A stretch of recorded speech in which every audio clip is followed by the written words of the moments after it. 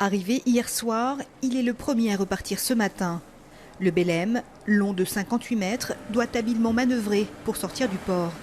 Dans le sas, une vingtaine de vieux gréements l'accompagnent. Direction la baie de la Baule. Cette belle parade, on n'est pas tout seul sur le plan d'eau, vous pouvez voir tous les navires sont dans le sas, pareil à partir.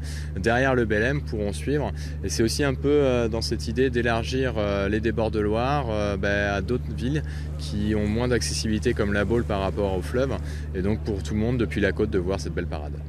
À bord, outre les 16 membres d'équipage, des passagers conscients d'être embarqués sur un monument du patrimoine maritime français de 123 ans. C'est un bateau magnifique. Vraiment, c'est une merveille de la nature, on va dire, mais c'est pas la nature qui l'a fait, c'est les hommes, ce sont les hommes. Ouais.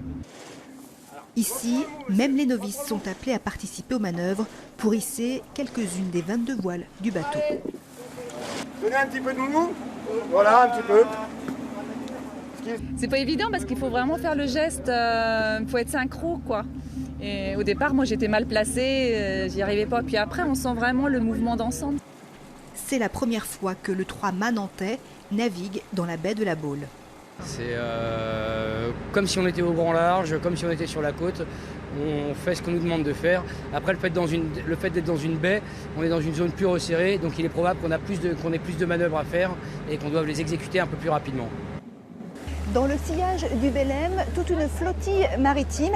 Cette parade est un avant-goût du grand rassemblement qui aura lieu ici demain. Le Belem et l'Hermione, arrivés à Saint-Nazaire hier, remonteront ensemble la Loire, suivis par près de 200 embarcations. Départ 16h de Saint-Nazaire, arrivée à Nantes 21h30. Un très beau spectacle en perspective.